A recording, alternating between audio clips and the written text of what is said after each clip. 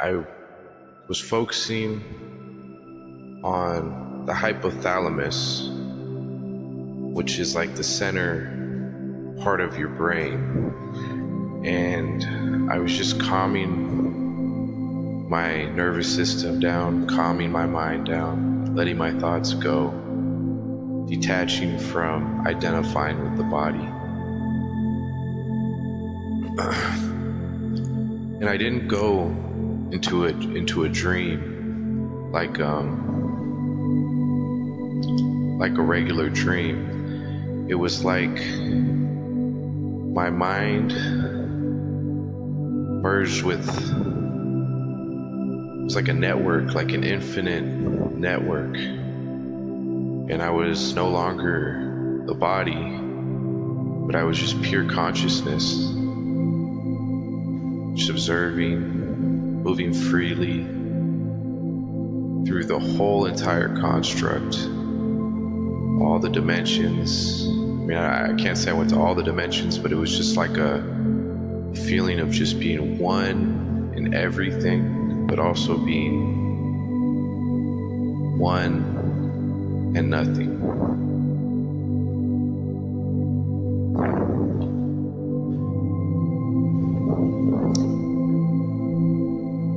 It's like the hypothalamus is like a room, it's almost like the upper room, and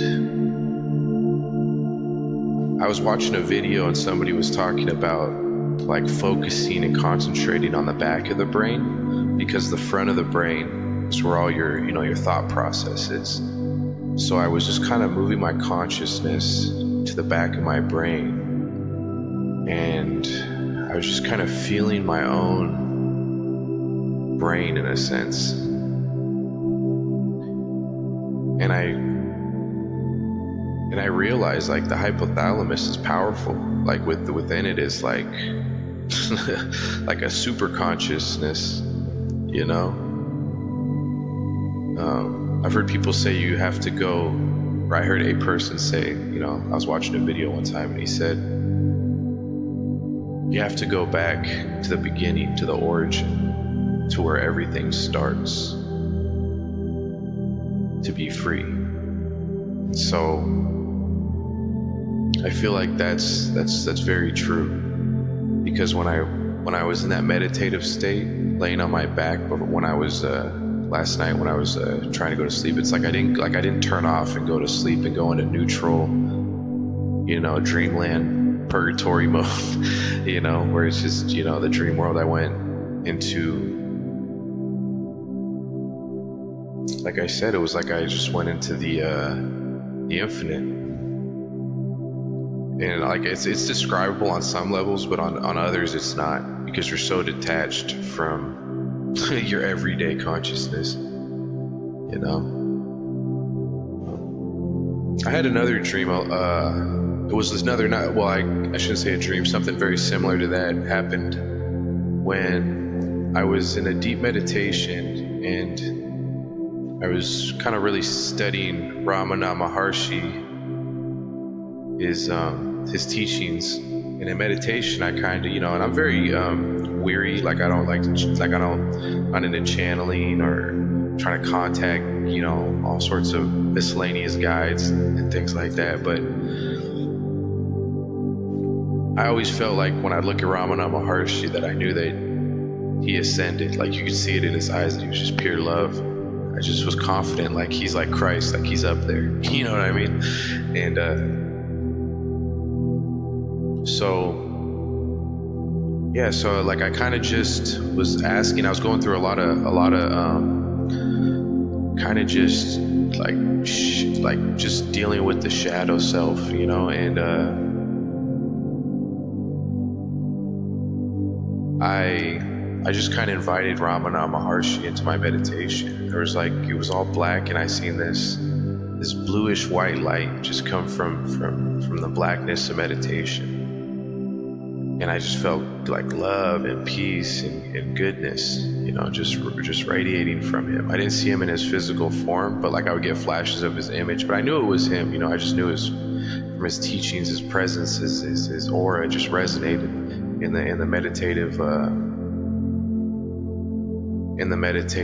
state. And anytime I've ever asked for Ramana Maharshi, for his help or anything, he's always been there in the spirit. So beautiful, beautiful soul. And I had a big shift. Like, I've been going through a lot of shifts, and I had a big shift where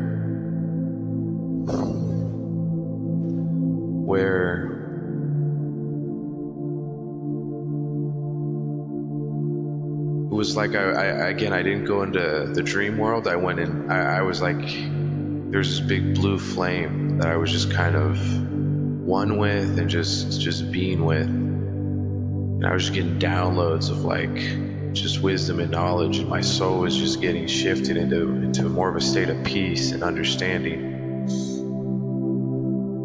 And it kind of reminded me like the burning bush with Moses. I mean, I wasn't in a desert, so to speak, but in the dream, it was just this big burning flame in its own dimension, and it was like, it was definitely like, the seven spirits of God. Maybe it was like a spirit of God or one of the seven spirits, or maybe just, it was really interesting. But it was almost like an initiatory kind of thing, but it wasn't any, it was spiritual. It wasn't like, it was just a release, and so like, what I'm starting to realize, I feel like a major part of awakening is learning to bypass the default subconscious dream programming and going into the higher realms and returning back into spirit, into love, so that you're with God when you're awake, and then when you go to sleep, you're with God. And ultimately you are always with God regardless, but the perception, being able to resonate with God and to have a conscious interaction because you are part of God. So, it's of the same blood, the same spiritual blood, you are of Him. So, and He is part of you. So everything is a mirror, and when we stop seeing our reflection is when we forget who we are.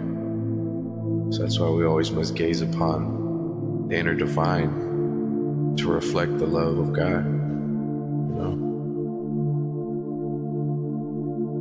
And everything we struggle with, the Holy Spirit, the Spirit of Truth, will perfect in time.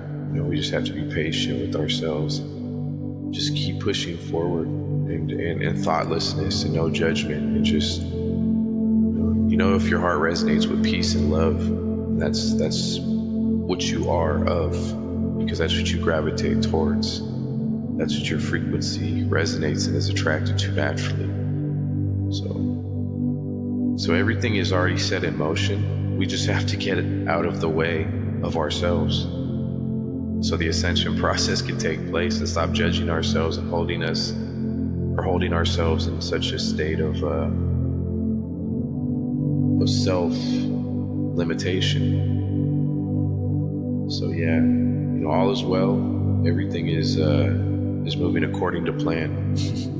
We just have to have confidence in the divine, and just keep surrendering and just let it go. Let go of the thought to let go. Just let it all go.